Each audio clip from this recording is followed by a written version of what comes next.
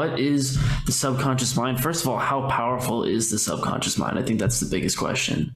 Well, it's everything. It's your iOS. It's your operating system. It's put in place. It's laid down from 0 to 8, and you mirror and match and sponge everybody that you come in contact with, and that informs your programming, and that's your operating system. And it's tied. There's 4 brains. There's the reptilian, the amygdala. There's the limbic, or the emotional brain, and the amygdala is autonomic. It's autopilot. It's all the things. It's your breathing. It's your heart rate. It's your temperature. It's this homeostasis. You don't think about these things, right? And then the limbic brain is the emotions, and emotions are long lasting. Emotions, you could want to kill somebody for 10 years.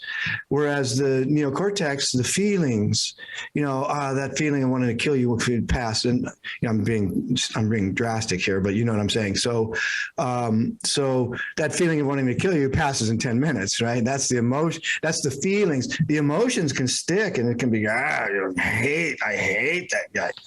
Right. And then the prefrontal cortex is the youngest of our brains, and it's the creativity and the imagination and analysis and all of these great things. So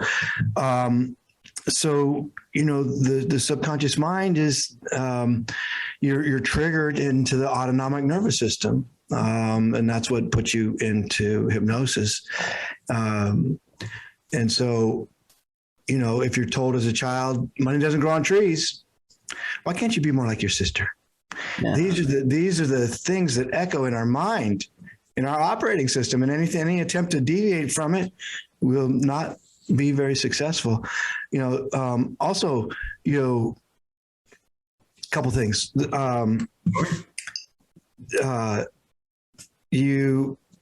It's really hard and difficult. The change is very difficult. Dr. Joe Dispenza will tell you that you got 60 to 70,000 thoughts every day, and 90% of them are the same as yesterday. And so the other thing that happens is, we have these fearful experiences, and our subconscious mind will develop behavior as a response to it, and as an adaptive defense mechanism. And the threat goes away and it's long gone, but the behavior as an adaptive behavior persists, and it may no longer serve us, and it's really difficult to get rid of. The other thing is some fascinating stuff from Dr. Kelly Brogan, MD. She's a functional psychiatrist and has some great stuff, but she'll tell you about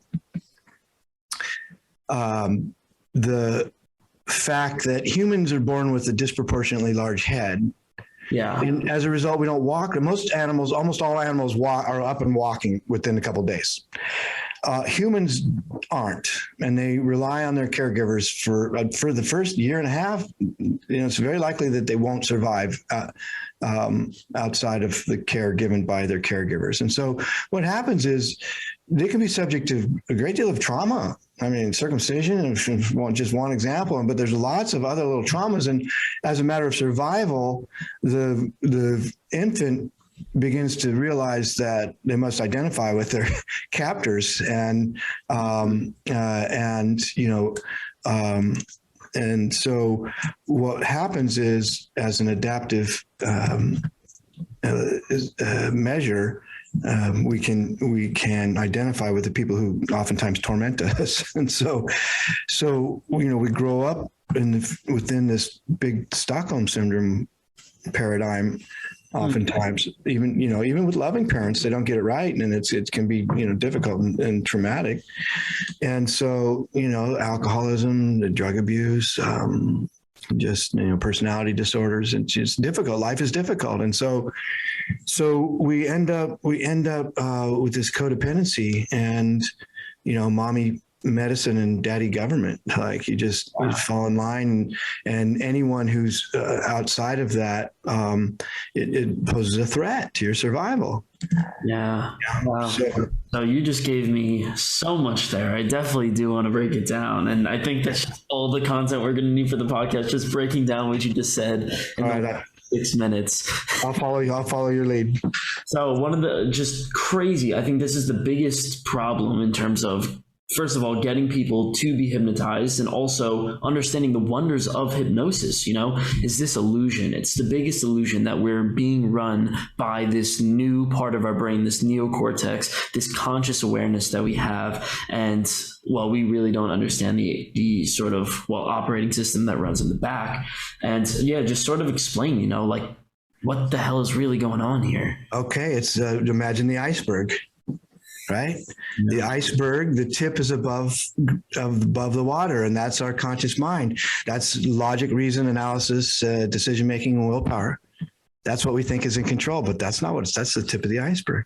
What's really controlling us is the subconscious mind, which is 95% of what's going on with our brain activity. Yeah. And so what we really have to understand is these patterns, like the body loves homeostasis. If you have a temperature, it's going to do everything it can to fight its way back to 98.6. You have to run and escape something. Your heart is going to then go back to your 60, 56, 58, 60 beats, whatever it is for you. It's going to come back to homeostasis. Similarly, the subconscious mind wants homeostasis. A good example of this is, you don't have to keep learning how to ride a bike. You learn it and you always know how to ride a bike or play an instrument or, these things. So the subconscious mind learns it and now it has it. You don't have to keep rethinking about how to drive a stick shift. Yeah, that's one of the big things. Like you look at it, let's say, I have, it's a big trope, and it's really true. Somebody who's very overweight, who has the sort of identity, the personality where he's called, Big Tom or, Big Jerry, right? Like that's not only forming your habit, but it's also forming your personality. And that part of your subconscious mind really needs to be rewritten if you really. Totally.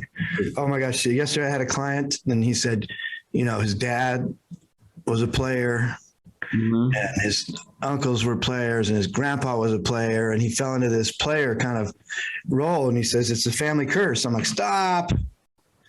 Yeah. The more you talk about a family curse, the more you perpetuate this feeling that it's an inevitability. Yeah. You can break the curse right now. Stop talking about a family curse. Yeah, I mean, I'm actually working in a lab right now at Indiana University, and we're studying that exact topic. It's literally, do we have self-fulfilling prophecies? Totally. It's called a feedback loop.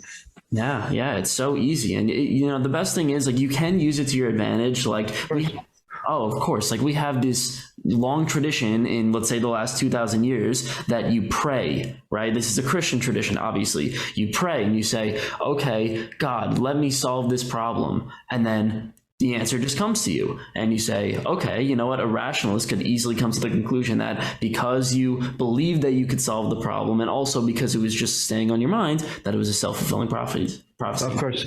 By the way, Muslims pray and Jews pray and Hindus pray, and it's not just a Christian. And so in prayer, there's a great deal of, in my first book, Take Charge of Your Cancer, I cover a whole area of the research on prayer and healing. And so if you listen to people like Dr. Bruce Lipton, and epigenetics and the ability to modulate our own genetic expression. And if you look at things like the placebo effect, right? So any drug that goes to market has to do better than the sugar pill, which works 30% of the time. I mean, the sugar pill, they've even done it with knee surgery. They told them they were doing knee surgery. They went in and they didn't do the surgery, and the knee was better. Yeah. And so conversely, there's the nocebo effect. There was a study in the 60s of medical students. 70 some odd % of medical students suffered the symptoms that they were studying. You can make yourself sick or you can make yourself better. And the thing is, we're coy. You can't be Debbie Downer 3/4 of the day 7/8 of the day, and then stand in the mirror and do Stuart Smiley affirmations and think it's gonna, it's got to be consistent behavior. Yeah. You can't, like in your example of the prayer, you can't. This is what people do. They throw up petition prayers. God, if you just get me out of this one, I promise never. And God's like, where you been? The other 6 days of the week. You got to, because guess what? God lives right here. It's not some bearded man in the sky. God energy is love energy. Love is your birthright. It resides in your heart center. Its opposite is fear. Yeah. Love gives rise to all positive emotions. Fear gives rise to all negative emotions. And at any moment, you can pick an icon like a red heart, a red rose, a peace sign, Jesus, whatever picture says to you love, and bring it into your heart space, and you can change everything. And I always, whether, in the consultation, whether they work with me or not, I give them that. And I'm like, choose a picture and do this 50 times a day. And soon it'll be 45, and soon it'll be 36, and then 24, and then 15, and then 8, and then then you get to the point where just a couple times a day, you have to remind yourself to bring love into your heart space. Because when you're walking around in fear, you're triggered. Your autonomic nervous system, you're walking around in fight or flight, which means you're highly suggestible. We are in mass hypnosis right now. You know what? The fear. Turn off your television. Throw away the television. Like, get rid of this thing. It's called programming. It's like, you know what I mean?